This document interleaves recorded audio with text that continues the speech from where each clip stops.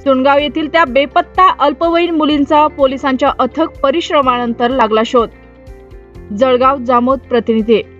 तालुक्यातील सुनगाव येथील वर्ग 10वीत शिकणाऱ्या 3 मैत्रिणी दिनांक 5 डिसेंबर 2025 रोजी जळगाव जामोद शहरातील शासकीय तंत्रनिकेतन मध्ये तंत्र शिक्षणासाठी गेल्या होत्या, परंतु त्या सायंकाळी घरी परत आल्या नव्हत्या।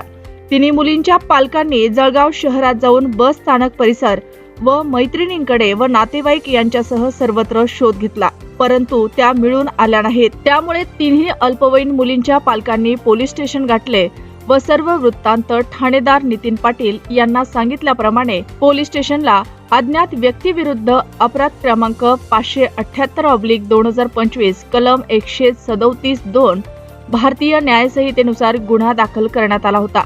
ठाणेदार नितीन पाटील यांच्या नेतृत्वात सहाय्यक पोलीस निरीक्षक नागेश मोहोळ, PSI नारायण सरकटे, PSI नागेश खाडे, महिला PSI स्नेहा शेंडगे, सुनगाव बीट अंमलदार Irfan Shaikh, Sachin Rajput, police head constable Gajanan Mankar, police constable Sandeep Rinde यांनी दिनांक 5 डिसेंबरच्या रात्री सर्व परिसर पिंजून काढला, परंतु तिन्ही अल्पवयीन मुलींचा शोध लागला नाही।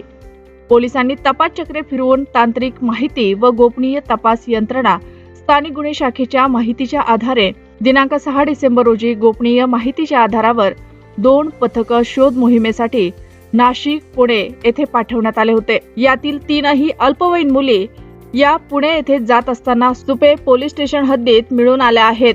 जळगाव जामोद पोलिसांनी तब्बल 361 किलोमीटरचा प्रवास जवळपास 9 तासांच्या अथक परिश्रमाने पूर्ण करत 3ही बेपत्ता झालेल्या सुनगाव येथील अल्पवयीन बेपत्ता मुलींचा शोध अखेर पोलिसांनी मोठ्या शर्थीने लावला। सुपे पोलीस स्टेशन गाठून जळगाव पोलीस पथकानं 3ही बेपत्ता मुलींना ताब्यात घेतलं असून पुन्हा 361 किलोमीटर 9 ते 10 तासांचा प्रवास करत या 3ही अल्पवयीन मुलींना त्यांच्या पालकांच्या स्वाधीन करण्यात येणार आहे।